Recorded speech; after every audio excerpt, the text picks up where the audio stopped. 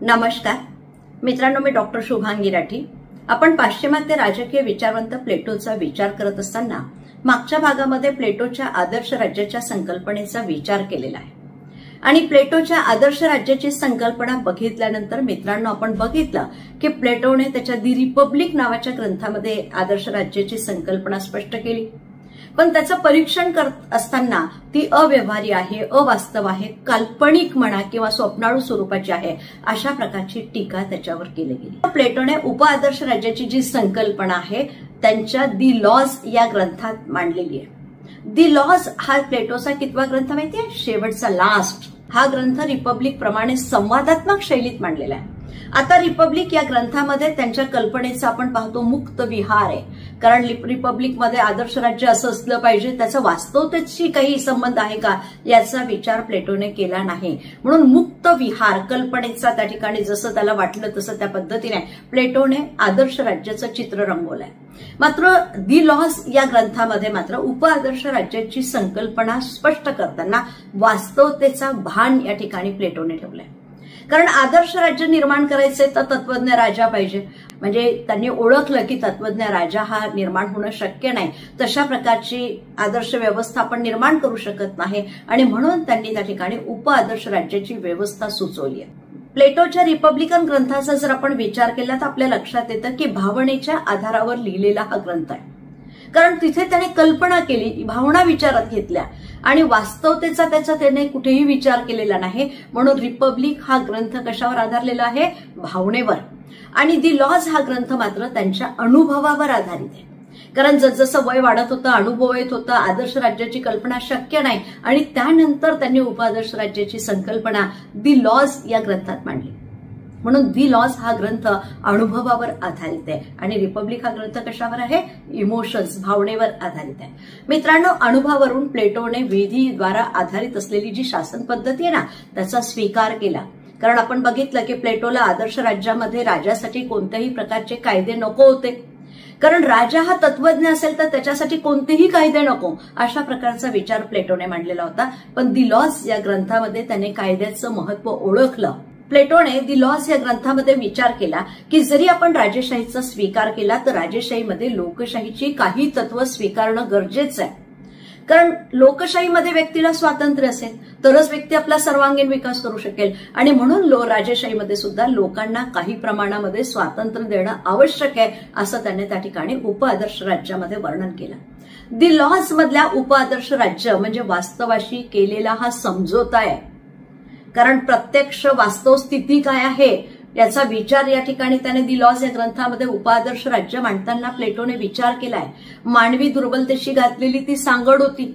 आदर्श राज्य आपण पाहिलं की तत्वज्ञानी शासक मिळणं कठीण आहे आणि हा तत्वज्ञानी शासक मिळणं कठीण आहे हे पाहिल्यावर प्लेटो उपआदर्श राज्याकडे वळलेला आहे आणि म्हणून बेंजालिनने म्हटलं की प्लेटोच्या निराशेचं कारण म्हणजे त्याला आज्ञापालन करणारे प्रजाजन मिळाले नाहीत हे नाही, तर त्याला आदर्श शासक मिळाले नाही हे त्याचं कारण आहे।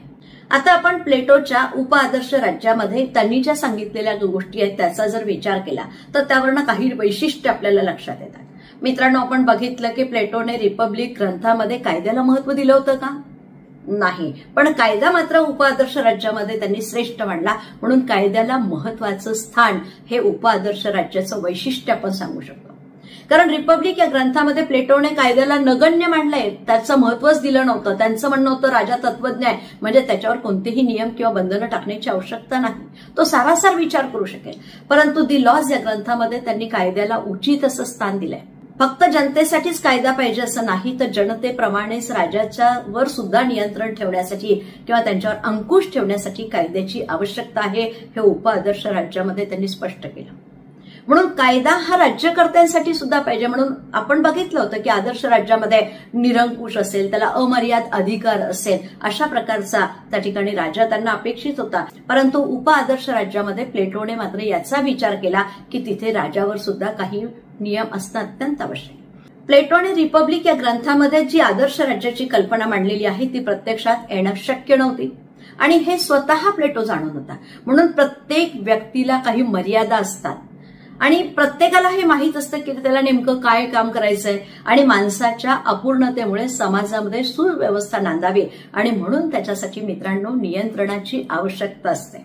मित्रांनो, हवेमध्ये आपण पतंग उडवतो, पण पतंग उडवताना त्या मांज्यावर आपलं नियंत्रण असतं ना, म्हणून प्रत्येक राज्यव्यवस्थेवर नियंत्रणाची आवश्यकता आहे आणि हे नियंत्रण कायद्याद्वारेच प्रस्थापित होऊ शकते. याचा विचार प्लेटोला अनुभवातनं नंतर कळालेला आहे. म्हणून समाज हित असेल किंवा सामाजिक स्वास्थ्य जर आपल्याला नीट ठेवायचं असेल तर कायद्याची आवश्यकता असल्याचं या ठिकाणी प्लेटोने म्हटलंय. आता प्लेटोच्या कायद्याच्या आवश्यकतेची कारणं जर जाणून घेतली तर मित्रांनो त्यांनी 2 कारणं त्या ठिकाणी स्पष्ट केली आहे. एक म्हणजे व्यक्तीमध्ये समाजहित कशामध्ये आहे हे समजण्याची पात्रता आहे का? ती नसते, कारण व्यक्ती प्रत्येक जण आपापला विचार करतोय, त्याला समाजाचं हित कशात आहे तो त्याचा विचार फारसा करत नाही. आणि दुसरं कारण आहे की प्रत्येक व्यक्ती ही स्वार्थाने प्रेरित आहे, कारण कोणती गोष्ट असली की आपल्याला वाटतं नाही मला पाहिजे, मग तिच्यामध्ये हा स्वार्थ जो प्रेरित आहे ना, मग अशा वेळेस समाज हिताला अनुकूल कार्य त्याची खात्री आपण देऊ शकू का? की प्रत्येक व्यक्ती आपला जर विचार करत असेल आणि समाजहित कशात आहे याचा विचार त्याच्या मनात नसेल तर मित्रांनो त्या ठिकाणी समाजहिताला अनुकूल असं कार्य होणार नाही किंवा त्याची खात्री आपण देऊ शकत नाही. जेव्हा व्यक्ती समाजहिताच्या विरोधात कार्य करते अशा व्यक्तीला रोखण्यासाठी कायद्याची आवश्यकता त्या ठिकाणी असते. जर कायदा असेल तर समाजामध्ये शांतता आणि सुव्यवस्था टिकू शकेल आणि म्हणून प्लेटो म्हणतो की राज्याचा कारभार हा कायद्यानुसारच चालवला जावा. पण हे केव्हा म्हणतो? शेवटी. म्हणून उपआदर्श राज्यामध्ये कायद्याला महत्व दिलंय आणि कायदा हा राज्यानुसार नसावा, म्हणजे राज्याचा कारभार हा कायद्यानुसार चालविला जावा आणि कायदा मात्र हा राज्यानुसार नसावा. म्हणून त्या ठिकाणी अशा पद्धतीने कायद्याचं महत्व प्लेटोने स्पष्ट केलं. प्लेटोच्या उपआदर्श राज्याचं जर दुसरं वैशिष्ट्य आपण बघितलं तर उपआदर्श राज्याची भौगोलिक स्थिती आणि लोकसंख्या याचाही विचार प्लेटोने केला. कारण प्लेटोने उपआदर्श राज्य हे समुद्र किनाऱ्यापासून दूर असावं. समुद्र किनाऱ्याजवळ असणाऱ्या राज्याला आपण पाहतो परदेशी व्यापार असेल किंवा परकीय जे लोक आहेत ना किंवा परकीय संस्कृती असेल यांच्यापासून धोका संभवू शकतो अशा प्रकारचा विचार या ठिकाणी प्लेटोने मांडला. मग समुद्र किनाऱ्याच्या जवळ जे राज्य असतात ना त्यांना नेहमीच परकीय आक्रमणाची भीती असते. मग त्याचबरोबर आपण पाहतो की जहाज आहे, मग नाविक दल आहे, याची सुद्धा त्याला व्यवस्था ठेवावी लागणार. आता ही व्यवस्था ठेवायची, किनाऱ्यावर संरक्षणासाठी व्यवस्था ठेवणं, ह्या सगळ्या गोष्टी त्या राज्यासाठी आल्या. म्हणून समुद्र किनाऱ्याजवळ जे राष्ट्र असेल त्याला पुष्कळ पैसा खर्च करावा लागतो आणि म्हणून त्यासाठी प्लेटोचं म्हणणं होतं की राज्याला नैसर्गिकदृष्ट्या 4ही बाजूंनी सुरक्षित सीमा असल्या पाहिजे, जिथे परकीय आक्रमणाची भीती असणार नाही.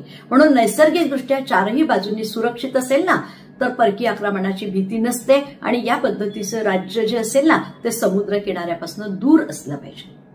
आता जिथे राज्य आहे ते राज्य कसं असलं पाहिजे? मग स्वावलंबी असलं पाहिजे.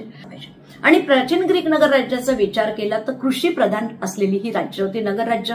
मला स्वावलंबी कृषी प्रधान त्या ठिकाणी राष्ट्र मान्य होते. त्याच्यामध्ये प्रत्येक राज्य जे असेल ना त्या राज्याची लोकसंख्या सुद्धा एक निश्चित पाहिजे आणि इथे आपण प्लेटोने बघितला की 5040 नागरिक त्या नगर राज्यात असले पाहिजे अशा प्रकारचा विचार प्लेटोने मांडलेला होता. आता ही संख्या जी आहे ना ही शांती काळात, युद्ध काळात आणि कर वसूल करण्यासाठी उपयुक्त असल्याचं त्या ठिकाणी प्लेटोने वर्णन केलंय. कारण प्लेटोने राज्याची लोकसंख्या वाढू पण नये आणि कमी पण होऊ नये यासाठी कायदे करण्याचा अधिकार कोणाला दिलाय? राज्याला. म्हणजे लोकसंख्येवर नियंत्रण ठेवण्याचं काम राज्याने करावं अशा प्रकारचं वर्णन त्या ठिकाणी प्लेटोने आपल्या आदर्श राज्यामध्ये केलं. मग राज्याची जमीन जी असेल ना ती सुपीक असली पाहिजे. मग जमिनीचे तुकडे पाडून ते नागरिकांना वाटून द्यायचे. जमिनीतून येणारं जे उत्पन्न असेल ते एकत्र करायचं आणि एकत्र केल्यानंतर मग आपण त्याची समान वाटणी करणार आहोत. म्हणजे शेतीची कामी कोणी करायची आहे? गुलामांनी करावी. आणि ही शेती कोणाच्या मालकीची असेल तर मित्रांनो ही जमिनीची मालकी वंश परंपरेने, आता माझ्या वडिलांकडची शेती मला मिळणार, माझ्याकडची शेती माझ्या मुलांना मिळणार, अशा पद्धतीने वंश परंपरेने ही शेती आली पाहिजे. अशा प्रकारे उपआदर्श राज्याचं वर्णन करताना प्लेटोने भौगोलिक स्थिती आणि लोकसंख्या याचाही विचार केलेला आहे. या व्हिडिओच्या माध्यमातून प्लेटोची उपआदर्श राज्याची कल्पना समजून घेण्यास मदत झाली असेल अशी अपेक्षा बाळगते. व्हिडिओ आवडला असेल तर लाईक आणि शेअर करायला विसरू नका. अद्यापही आपण माझं चॅनल जर सबस्क्राईब केलं नसेल तर ते करून घ्या, जेणेकरून यापुढे मी जे काही व्हिडिओज टाकेल ना त्याचं नोटिफिकेशन प्रथमतः आपणास प्राप्त होण्यास मदत होईल. Okay, thank you.